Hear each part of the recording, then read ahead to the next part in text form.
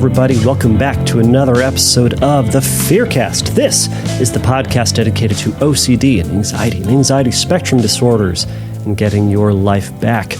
I'm your host, Kevin Foss, and I'm a licensed therapist specializing in OCD and anxiety disorders. Thank you all so much, everyone, for joining me for this episode. This episode, the first of the Fearcast episodes in 2024.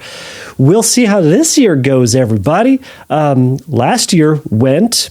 And this year went as well. We'll see how it goes.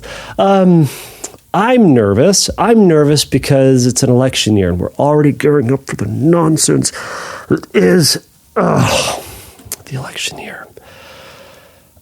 I'm pre-mourning the nonsense that I know is going to be there. I don't know why I'm hoping that it's not going to be there. Anyways, I'm just bemoaning the year in advance. This is a real bummer, isn't it? Anyways, this year is starting out as a bummer in podcast, so I apologize. Hope other podcasts aren't starting out as pessimistic as I all of a sudden am on this Friday that I'm recording this to be released on Monday. Anyways, aside from that, how are you all? How was your new year?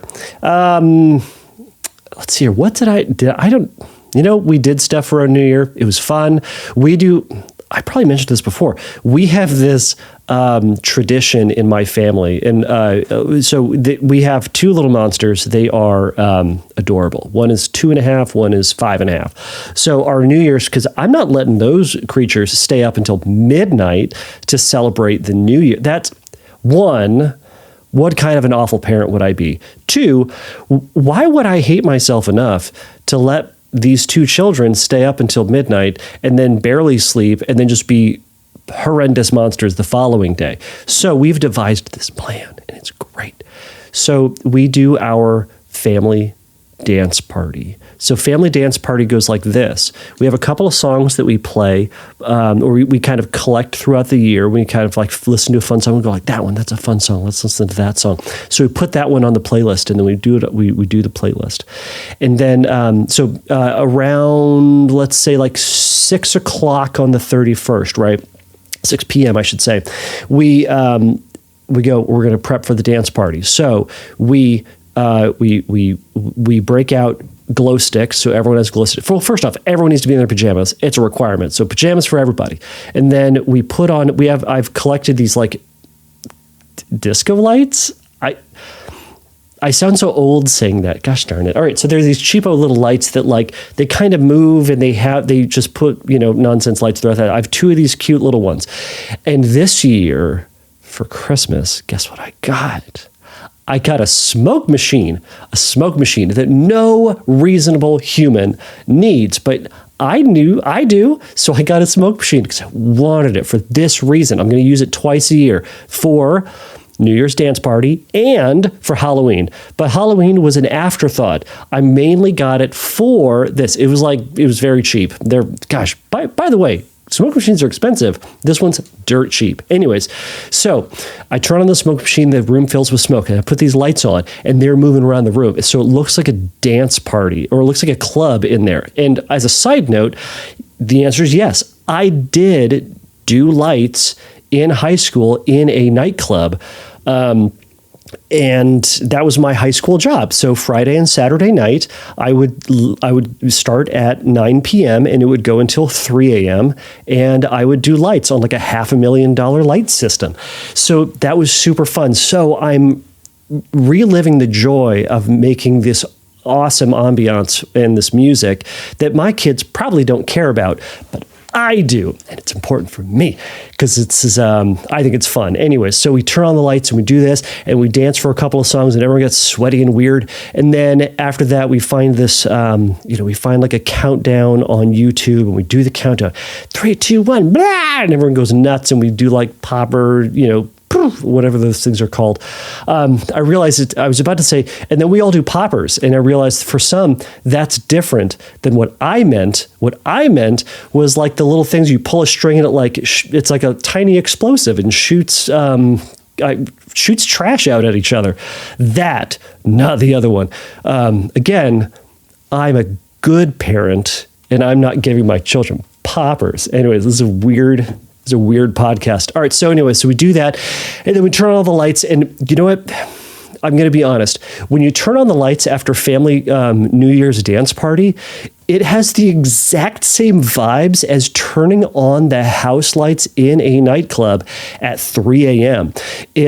No one looks very good. Everyone is kind of sweaty and weird. And you go, oh, that's what you look like. Oh, and you realize that you've made a poor decision. So it's a very interesting tradition that we have at the Foss house. But you know what?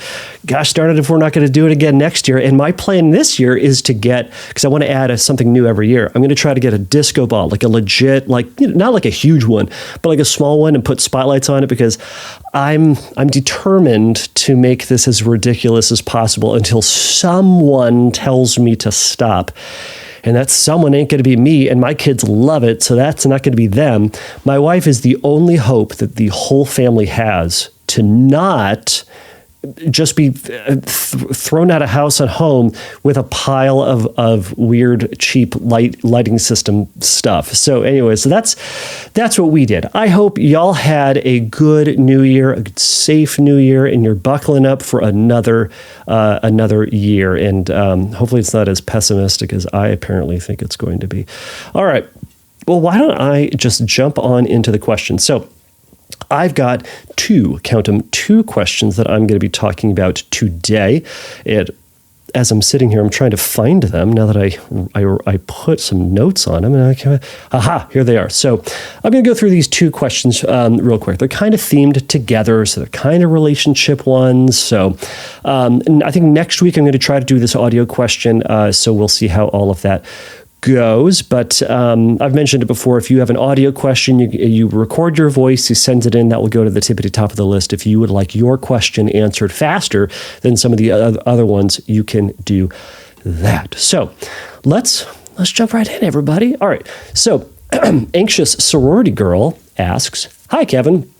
First of all, your podcast has quickly become one of my favorites on my streaming platform, and I can't thank you enough for all your words of wisdom. I've recently been diagnosed with OCD after 2 years of intrusive thoughts, crying spells, and moments of experiencing the most fear I have ever felt.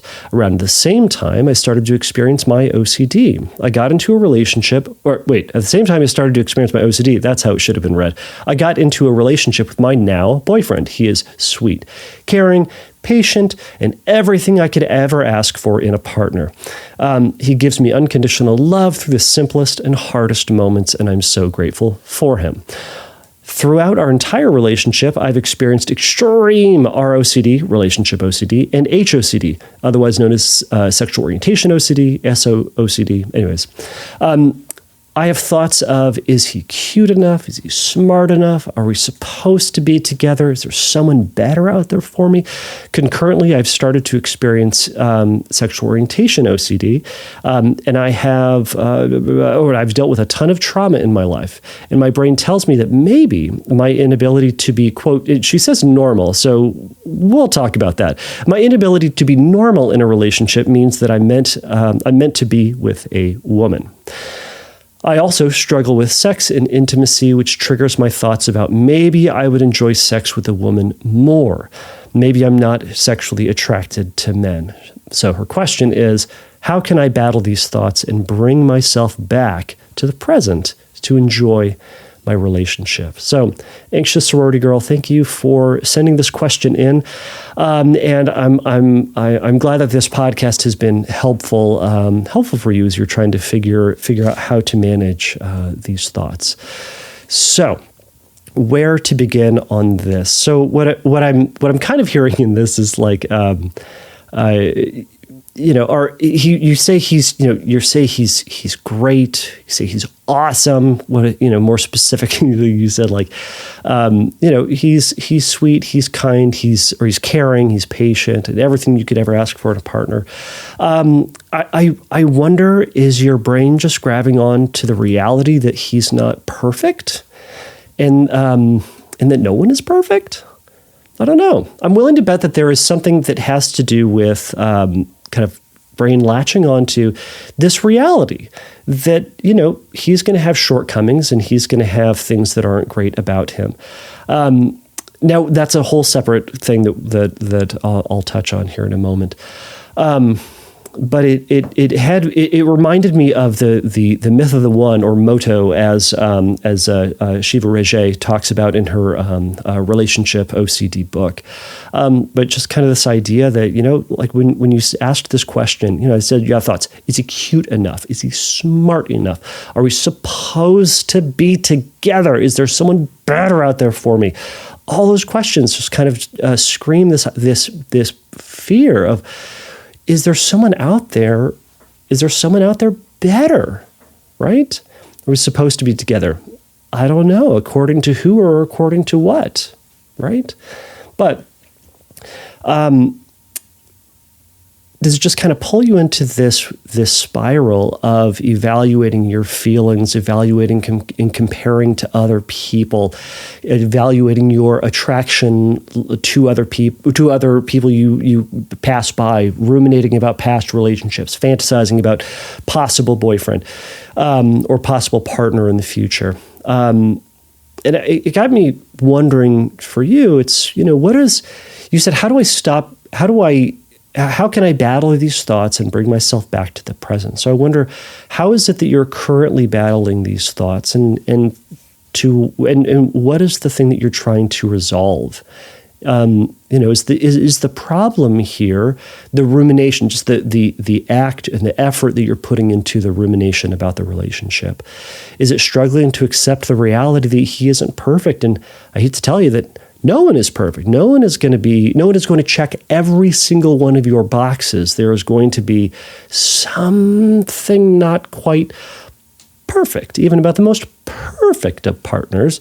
There's going to be something that's going to bug the heck out of you, or is just simply going to not be perfect. And your brain will go, why is that? I wonder if there's someone else out there. Anyways, is there the problem of difficulty or accepting the possibility that there's someone else out there better, the possibility that you could be happier? Or is there the risk that you just won't be fully happy or fully fulfilled? Maybe that's redundant to say, but fully fulfilled? Anyways, fulfilled. Sometimes that can be one of the deep down fears. Sometimes it's, maybe I don't really know myself. Maybe I don't really know what I want, or what would make me, would prevent me from being sad, or maybe prevent me from being fully happy in life.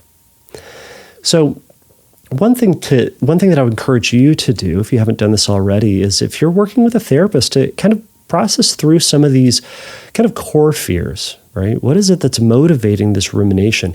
You're doing the rumination or the checking or the reassurances for a reason. We don't just do things that tick us off or stress us out or bother us for no reason. I can't imagine you're doing all this rumination and stressing out because it's fun.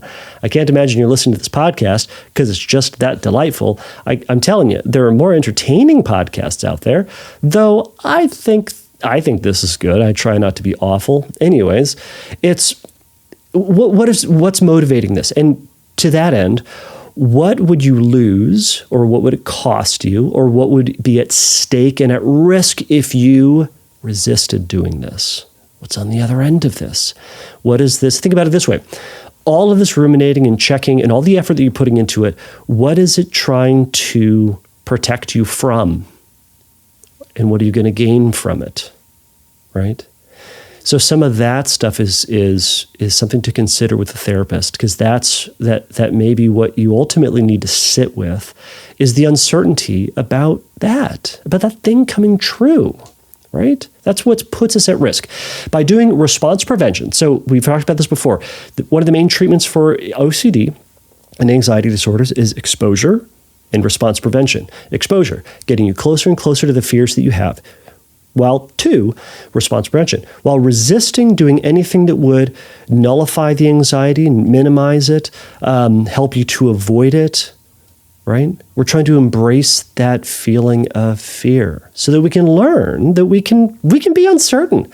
And the reality is we are all uncertain about things. And your brain knows that. And your brain goes, this is bad, don't do this, fix this, get rid of it. And when we then get in that space, when we get into that space of rumination and checking and reassurances and otherwise known as all these compulsions, when we do those compulsions, we train our brain to say, this is how I deal with uncertainty, as opposed to saying, you know what, I can't be certain about the future. I can't be certain about my relationship. I can't be certain about the absolute deep down of who it is that I am or who it is that I will be.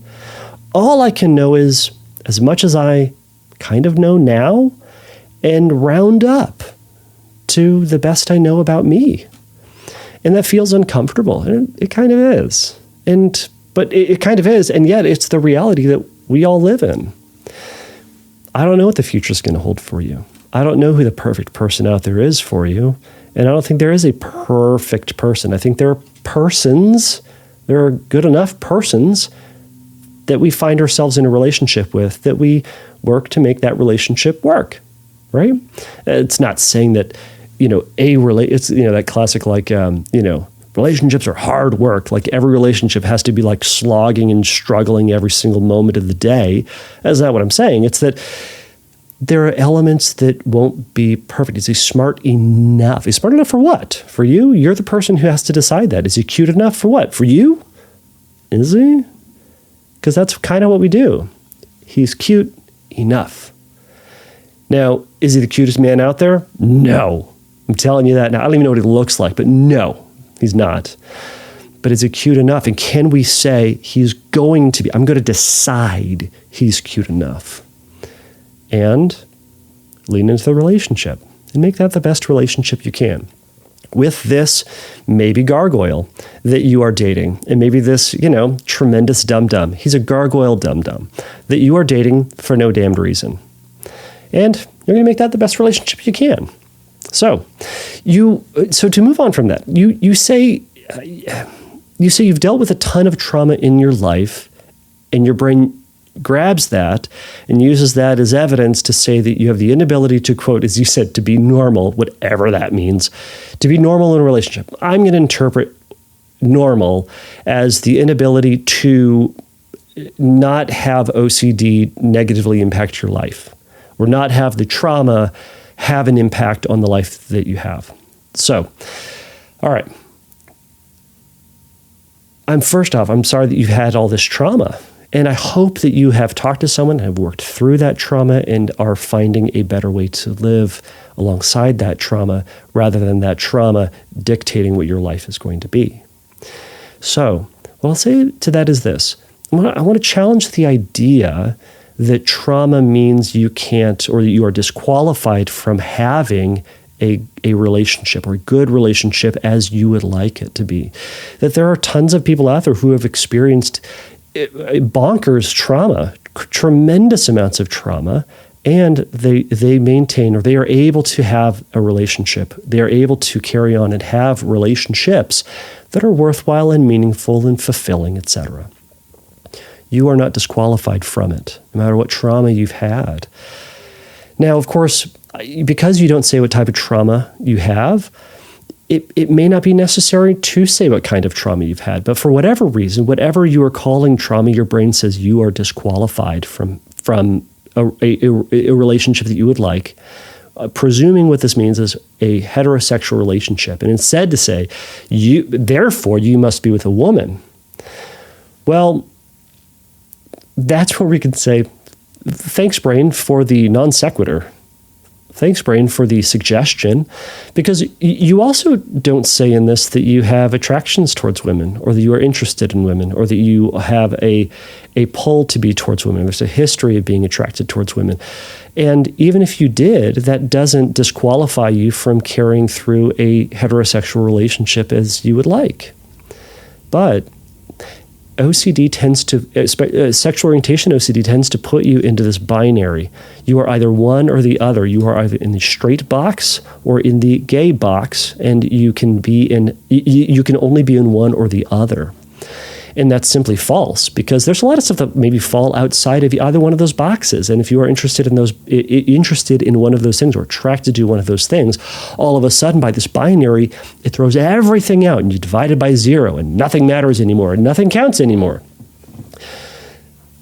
Instead, we're practicing uncertainty. You talked about you struggle with sex and intimacy, which then further triggers this rumination. I'm willing to bet that rumination about your sexuality has a negative impact on your sex and intimacy. It's kind of this unfortunate spiral that happens with sexual orientation OCD and relationship OCD, as those two oftentimes show up together. So to that end, it may be helpful to speak to somebody about that. And you might say, well, I called you. Yeah, but I'm not your therapist. I am a therapist.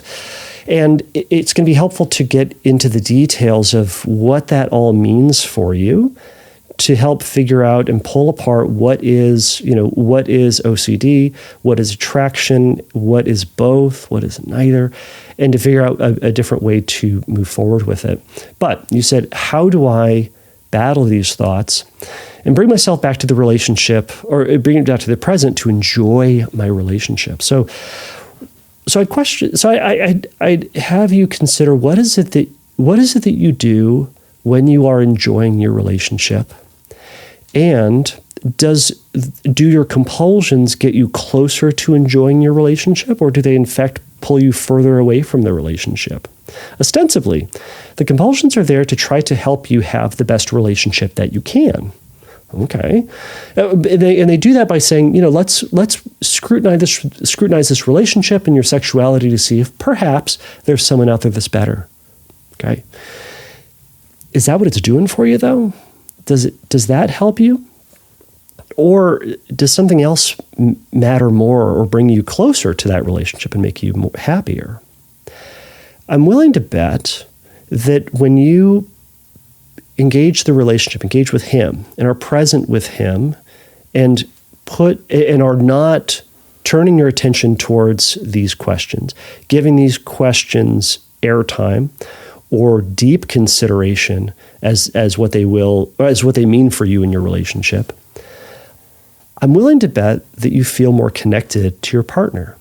I'm willing to bet that you feel closer to him, that you have more enjoyment in those moments. And I bring that up as a way of acknowledging, or as a way of leaning into the response prevention piece. Now, there is the risk here, and I'm putting this in quotes, the risk. There is the risk of not answering those questions and saying, I don't know. And when you say, I'm not going to answer those questions, I'm not going to answer whether or not I would enjoy sex with a woman more, because you also say that as a question, like maybe I would. I'm going to infer from that means you have not had a sexual relationship with a woman to compare it to. So it's speculation. And this often happens with OCD. It says, what if this other experience, which you have never had, you would enjoy more?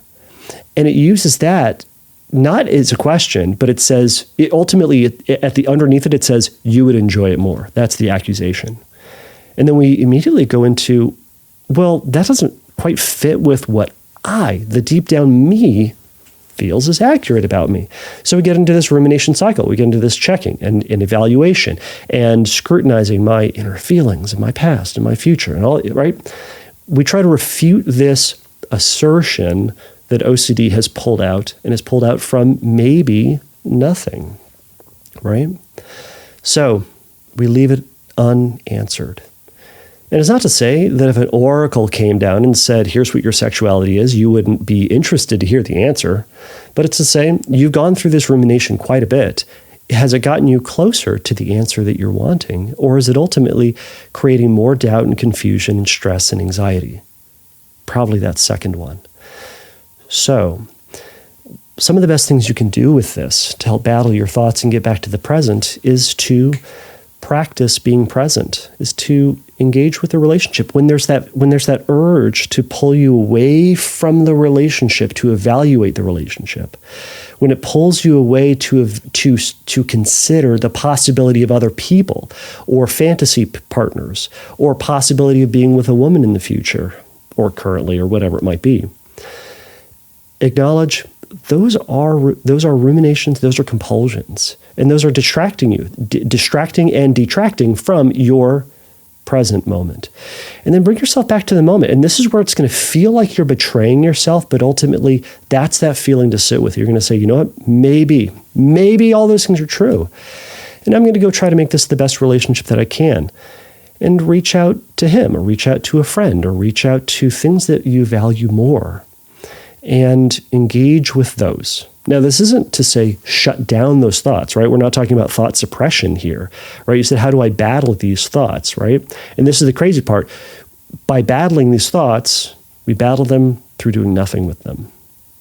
Through going, maybe I am, maybe I'm not, but here's what I'm going to do. And then you engage with your relationship as best you can. So I hope some of this gives you something to think about.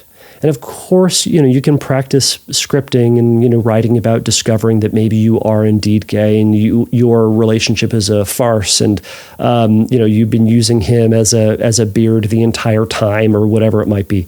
Is that how that works? I don't think no, anyways, hopefully it would not be beard. It would probably be something else. But anyways, point is that you discover somewhere, in the near future that you are indeed gay and your life is ruined and you're embarrassed and terrible and everything's awful.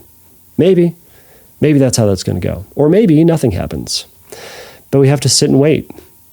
You can sit and say, you know what, maybe I'm not, maybe I am. And I'm going to discover it at some point in the future. I'm going to turn at some point in the future. But it's not right now. So I'm going to say, maybe I am. And see and wait. Wait for the day that the bottom falls out and you are indeed.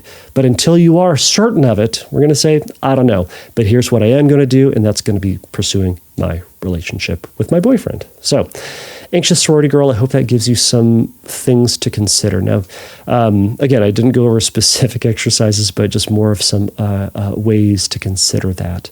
So I'm going to move on to the next question. This last question for today comes from Tina.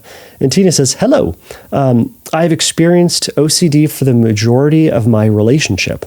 It all started when a psychic told me my current partner is not my forever. I also got caught up with birth charts and read that we are not compatible and are going to get divorced due to our birth charts. I come from divorced parents and we are set to get married this year. It's always just at the back of my mind and I don't know how to help it. So, Tina, I'm going to say great question, I suppose. I'm going to say great question. So I'll put this out there and just say, I don't hold a lot of stock in psychics nor in birth charts. However, I know that people do. So I'm going to answer it from that perspective as best I can, because I also don't want to deny your genuine beliefs as you kind of acknowledge birth charts. I'm going to presume that you put stock in birth charts and psychics outside of this question, okay? Because there can be a couple ways to look at this question, and I don't know why I'm talking aloud or thinking aloud about this. So someone can have genuine belief in psychics and the thoughts and advice from psychics, and in the applicability of birth charts in their life. Okay.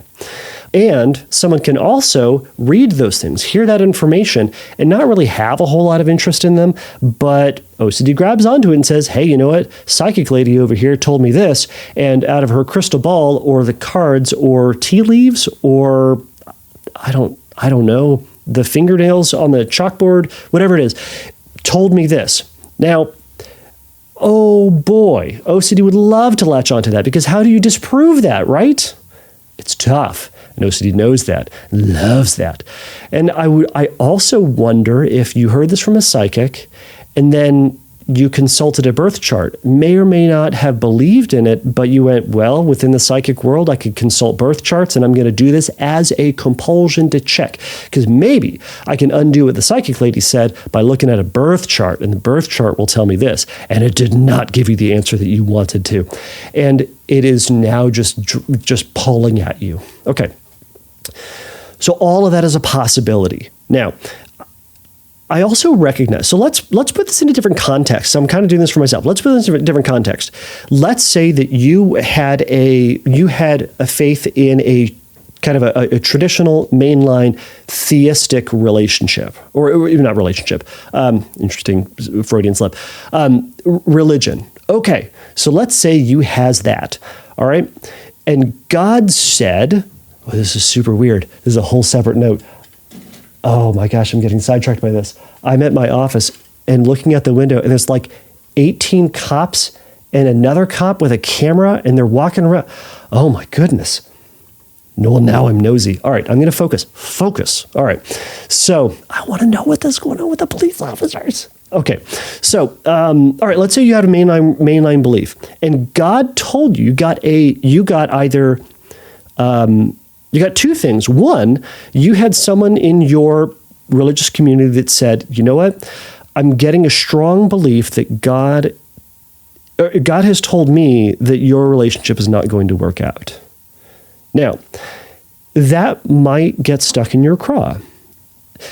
You might then read some type of passage in your religious text that speaks to something that points against your relationship. Okay? Now, both of those OCD can grab onto. One thing that I always want to challenge with things like this is, well, how do you know? How do you know that this is true? How do you know that for a fact that the psychic is not just a charlatan? How do you know that they maybe are wrong? Maybe they can be wrong. Some people, as it turns out, are wrong. There have been plenty of people who have tried to predict the end of the world via their religious text, and we all still hear, as far as we know. I hear the existential OCD folks going, but maybe we aren't. Possible. It's also possible. Anyways, but the idea that they could be wrong, and maybe the birth charts are inaccurate. And maybe we can also say this. Maybe you're going to get married to this dude anyways. And maybe it's going to be a fantastic, amazing, wonderful relationship that has its own struggles like every other relationship, like maybe anxious sorority girls relationship, like everyone else's. And you're going to have to work at it, and there's going to be some weird stuff, and there's going to be some points where you just won't line up and you won't agree on things. And, you're going to have to come to an agreement to disagree, as they say. I don't know, Tina. But what I do know is we have to accept the uncertainty over the decision that you're making, and we have to play it out. Maybe the relationship is indeed going to fail. Maybe the marriage is going to fail, and maybe it's not. But you can get me, because I get the feeling you actually want to marry this dude. So great, go marry him. And acknowledge that, maybe, let's say this, maybe everything else points to, this is a great relationship. You guys get along, all of your friends, your family think that you are wonderful together. But you know what? The woman over here, what is it? I was going to say Madame Tussauds. Is that her? No. Anyways, I'm trying to think about the woman from Haunted Mansion. Madame... Doesn't matter. That woman. So some psychic says you're not going to be together. Okay. Well, that's one opinion. So I would encourage you to take the risk. And when that thought comes in that says, you know what? Psychic told me it's going to fail. Birth chart said it's going to fail. You go, maybe. But not today, it's not. And bring yourself back to the relationship today. What are you doing today? OCD or compulsions are, and the ICBT folks are going to agree with this, since it is stolen, borrowed, taken, used from their approach. Compulsions are a dissociative process. You dissociate from the present when you engage in compulsions. So instead of engaging with your compulsions, which are probably placing you way into the future about something that may or may not happen, bring yourself to today. How are things going today? Are there issues that you guys need to hammer out? Are there disagreements that you could talk about? Are things going great and you're just living your best life in this married life that you have? Awesome. Address the issues that need to be addressed. Enjoy the present and enjoy the wonderfulness that is here in the moment today. And when that thought comes up about the future, you're going to say, maybe that's tomorrow's thing, but today's thing is, I don't know, conversations about who is or is not closing the cabinets, or who is or is not putting the lid on the mayo, or the toilet seats. I think that's a thing that people worry about. Anyways, address the things today that you have tangible evidence over that are conflicts, right? I think that relationship OCD and relationship OCD, not that it necessarily is, but it's kind of like, all right, it's a combination of genuine relationship issues with OCD. So what are the things you can address today and leave for tomorrow? So that's kind of a very simplistic and a very tangible thing that you can do. And again, just like the advice given to anxious sorority girl, lean into the relationship. How do you make this the best relationship that you can, even though it's doomed to fail? What are the things that you can do to make it the best that you can today? And we're going to see if maybe it fails tomorrow, or it doesn't, and it succeeds. And I'm using this language that I know that other people out there would fight me on. But I presume people enter into marriage thinking the success of the marriage is that it maintains and continues through forever. And I suppose I'll back that up here. So, Tina, I hope this makes sense. I hope you can practice this and saying maybe this is going to be the thing. And I would also encourage you, maybe lay off of the psychics and lay off of the birth charts if those were compulsions in the first place, or if they are compulsions ongoing, and resist getting into looking for outside sources to confirm your relationship, because that is what we call reassurance seeking, and that is a 4-letter word around these parts. So let it go. Let go of trying to confirm from outside sources whether or not your relationship will succeed or fail, and lean into the relationship with your partner and say, how are we making this the best relationship we can? Am I meeting your needs? Are you meeting my needs? And talk about that together. And loosely hold that maybe Psychic Lady was right. We'll see how it goes. You let me know. So, Tina, thank you so much for the question. Anxious Sorority Girl, thank you so much for the question. So, I'm going to bring in that music here. So, thank you all, everybody, for listening and letting me be a part of your recovery journey. If you would like your question answered on a future episode, go over to fearcastpodcast.com. You can click on the submit a question link and send me a text question there. Find me over at Instagram as well. You can send me an audio question there. Now, I had someone who had some struggles between sending an audio question via Instagram. They couldn't somehow find the little microphone button in the direct message that was able to send it. So if you can't, record your question in whatever format you can and email me the file. Email it to questions@fearcastpodcast.com, and I will get it and put it up on a future episode. So if you need a little bit of help, or please remember that the Fearcast is not a substitute for psychotherapy. If you need a little bit of help in your recovery, go over to fearcastpodcast.com, click on the Find Help link, and there's going to be some stuff for you there. So until next time, everybody, take a risk, challenge yourself, and don't take your brain too seriously. Bye.